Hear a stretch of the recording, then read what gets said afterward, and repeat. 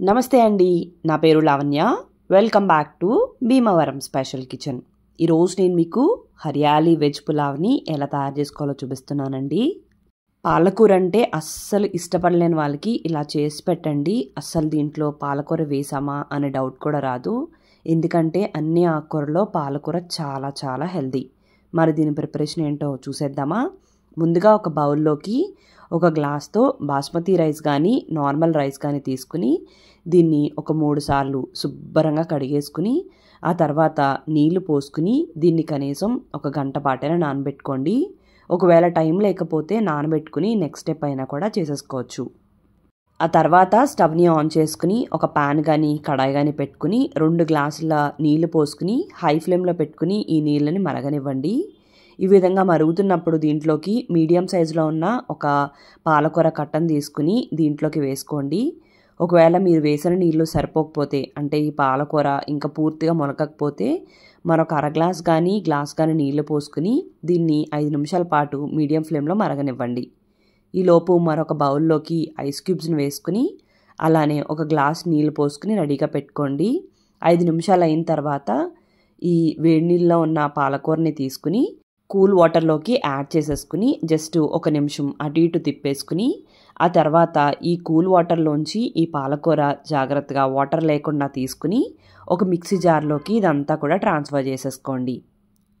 అలానే దీంట్లోకి ఒక గుప్పెడంతా కొత్తిమీర, అలానే దీంట్లోకి ఒక గుప్పెడంతా పుదీనా కూడా వేసుకోండి. అలానే దీంట్లోకి 3 పచ్చిమిరపకాయలు వేసుకోండి.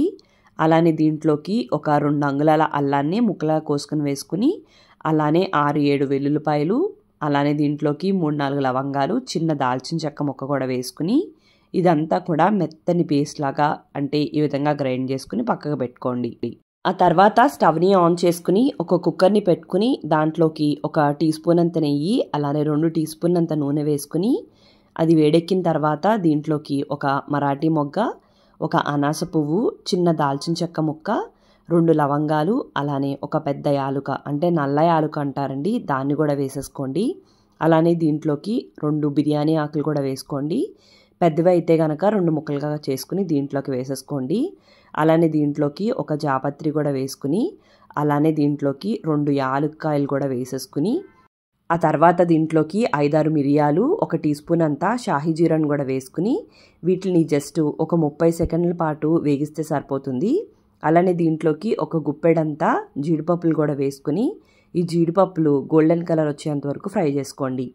ఇలా జీడిపప్పులు వేగిన తర్వాత ఒక ఉల్లిపాయని ఇలా సన్నంగా పొడుగ్గా కట్ చేసుకుని దీంట్లోకి వేసుకుని ఉల్లిపాయలు జస్ట్ ట్రాన్స్పరెంట్గా అయ్యేంత వరకు కూడా వేగిస్తే సరిపోతుంది. అంటే ఈ విధంగా వేగిన తర్వాత ఒక టమాటోను కూడా చిన్న ముక్కలా కట్ చేసుకుని దీంట్లోకి వేసుకుని టమాటోస్ మెత్తగా మగ్గేంత వరకు మగ్గించుకోవాలి.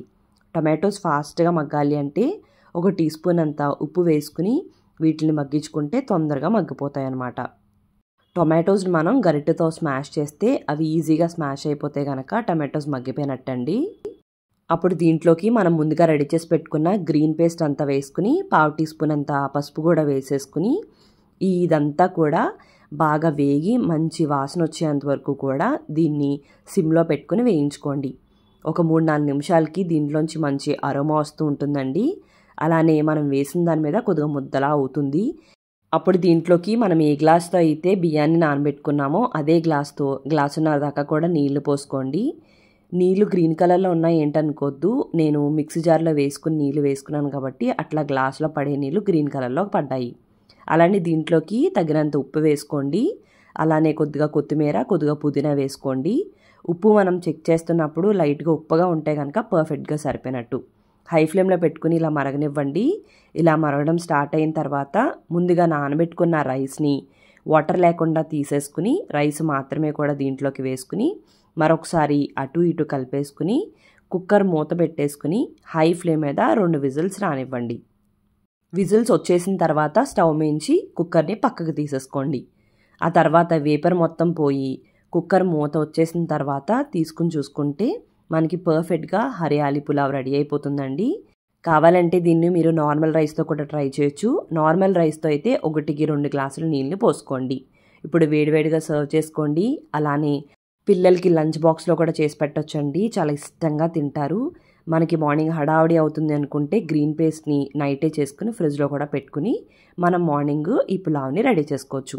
మరి మీకు ఈ వీడియో నచ్చినట్టయితే లైక్ చేయండి, కామెంట్ చేయండి, మీ ఫ్రెండ్స్కి, రిలేటివ్స్కి అందరికీ షేర్ చేయండి. మీరు నా ఛానల్ని ఫస్ట్ టైం చూస్తున్నట్టయితే సబ్స్క్రైబ్ చేసి పక్కనే ఉన్న బెల్లో ఆల్ అని ప్రెస్ చేస్తే నేను ఏ వీడియో పెట్టినా మీకు నోటిఫికేషన్ వచ్చేస్తుంది. థ్యాంక్ యూ అండి. మరి మళ్ళీ వీడియో కలుద్దాం.